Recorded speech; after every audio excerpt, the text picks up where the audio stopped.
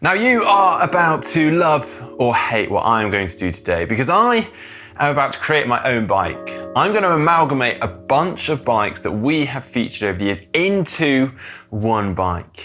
A Frankenbike.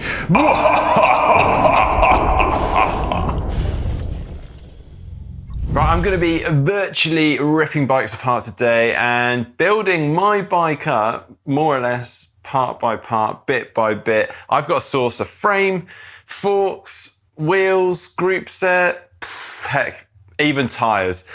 It's either going to be beautiful or it's going to be dreadful, but I'm excited, so let's crack on with this. Best place to start, I guess, is probably the frame.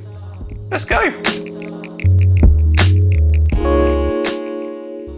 It's a pretty big part of the bike, so I don't want to get this bit wrong, but at the same time, I can make a pretty big impression on this part of the bike.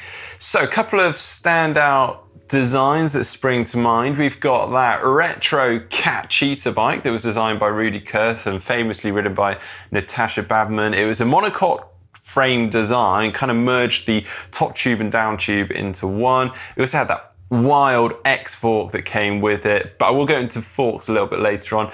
Not too dissimilar, we've got more recently the Cervelo P5X, quite a controversial design. I think it's split opinion, and I will admit I wasn't sure when I first saw the design, but having ridden it, totally converted. We've also got Ventum, Reap, Diamond, also with similar designs, but as you all know, I absolutely love my Canyon Speedmax. There's something just beautiful about it. Geometries, lines, they just work. But I am thinking, is that just a bit boring? And will that all be lost when I start adding in some of these other parts? This is my chance to go totally wild and wacky. So, with that in mind, I think I'm gonna go for the Diamond Marquise. Yeah, bet you didn't see that one coming. I think it's going to work well with a few of the ideas I've got coming up. So yeah, Diamond Marquise it is. Let's do it. Right, next up, we need to source some forks. Now, I feel like we need to sort these before we move on to any other parts of the bike. We've got this Diamond Marquise frame. It's quite a chunky design, and I'm quite particular about my geometries and proportions. I don't feel like skinny forks are really going to look the best with this frame. I feel like we need some chunky forks. At least that's going to look cool and futuristic. At least I think so anyway. So something that springs to mind here is that Lotus Hope bike that's been used by the GB track cycling team. Absolutely wacky design. If you look at the forks from a head on, they're super wide around the wheel. But the bit I really liked about them was the fact they extended up above the head tube and attached into the handlebars. I've actually seen this also on the Cacti with the X fork that I briefly mentioned before, also extended up but straight into the actual aero bars. Someone else that has done that more recently is Specialized with the S-Works Shiv triathlon bike. Remember those forks, quite chunky, extend straight up past the head tube into the base bar. You know what? I like it. I think it's going to work perfectly with this bike. Went out for the bars and I really wanted to go for the Morph Tech bars. They are an incredible bit of engineering. Anyone that's watched the channel before will likely have heard me banging on about these bars. They essentially start off as a base bar and then fold out into the aero bar and vice versa, the aero bar into the base bar. It's so cool. I really wanted to use them, but unfortunately the forks I've chosen aren't going to work with these bars now because they needed to attach to the base bar. So I thought, let's go for some £12,000 bars. Got Camworth's most bars on his Pinarello. They were 3D printed out of titanium, custom designed for Cam. Super cool. Not my favorite though. Similar to the Speed bar that a lot of pros are using. They are custom made out of carbon fiber for the pro athletes. Also cool, but, and you're probably gonna get bored of me here, I do love my bars on my Canyon Speedmax. I had to bring it back in. I'm sorry, but the base bar, let's start off there. It is so clean, so well made. The ergon grips on the end are just sort of almost seamlessly built into the bars themselves. Work really well. I've been so impressed by it all. And then that integration as well, again, just works so well. The bottle clipping in. Also the bento box, can we keep that?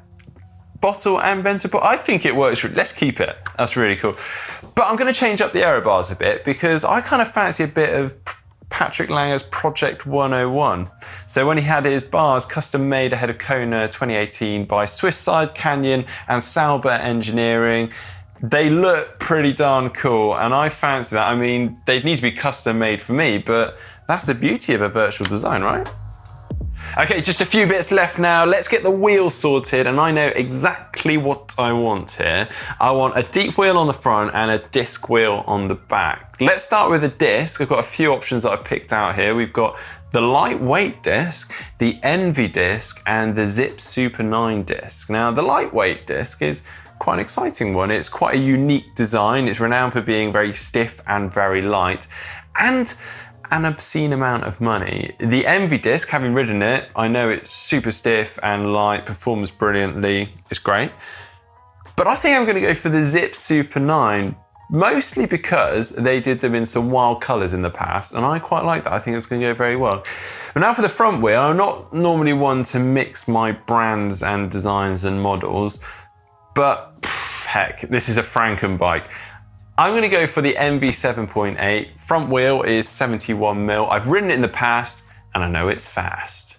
Well, I'm almost there now for the group set, and if I haven't lost you already in anger over my design, then I'm pretty certain I'm gonna lose a majority of you now, because there's nothing that splits opinion more than the group set, particularly when we're talking about Shimano or SRAM.